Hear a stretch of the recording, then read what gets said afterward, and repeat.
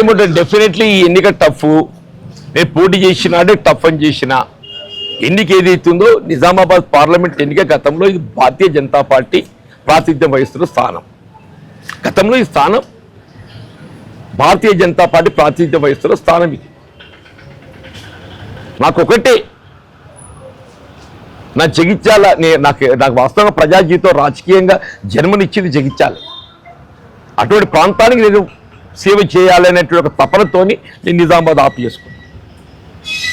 అటువంటి తపనతో నిజామాబాద్ ఆపు చేసుకున్నాను. నేను నా పార్టీ కూడా గైడెన్స్ ఇచ్చింది, ఎందుకు నువ్వు పద్మవ్యూహంలో దొస్తున్నావు అని చెప్పాను. నేను చెప్పిన నేను పద్మవ్యూహంలో దొస్తున్నా అని చెప్పాను. నేను గెలిస్తే అర్జునుడిని అవుతా, పోతే అభిమన్యుడిని అవుతా. గెలిస్తే అర్జునుడిని అవుతా, పోతే అభిమన్యుడిని అవుతా. ఎట్లైనా చరిత్ర పుట్టలు నిలిచిపోతా నేను.